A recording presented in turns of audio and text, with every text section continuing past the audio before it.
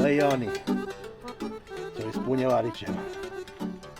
Băi, când am fost eu în armată, băi, Ioni, băi, comandantul cela, băi, Ioni, domne fermă și apără, băi. Nu știi tu ce-o făcut cu noi, mă. Nu știi tu ce-o putut face cu noi, mă. Ai.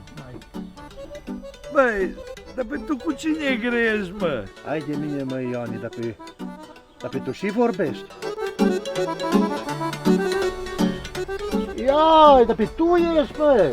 Iotară, dar pe ce te tragi din narghilea aceea, mă? Narghilea? E, da. Da, stai să vezi. Stai numai să vezi.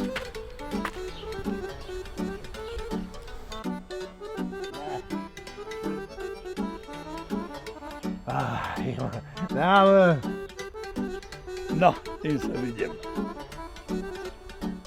No, cum îi? Da. Gândești că tot mai bună e narghileaua.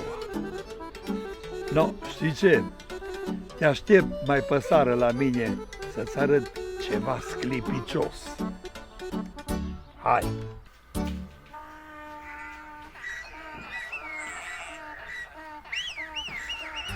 Băi, stai că te salvez eu! Nu mă salva! Lasă că te salvez eu! No, Ives, gustă! Sănătate! Sănătate! Dar pe de-a tău? Păi de-am eu, e bun? Bun! No, e bun pentru că am ce trebuie. Intrage-te mai în spate. Mai în spate. Mai. No, ce zici? Că nu-s cât mine! Nu-s cât tine, dar mai sclipicioase. Și pe dinăuntru și pe din afară.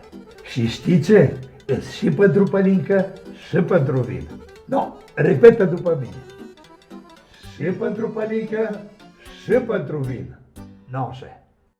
www.butoaieinox.ro 0743 390 286. Cu noi gustul îți sclipește.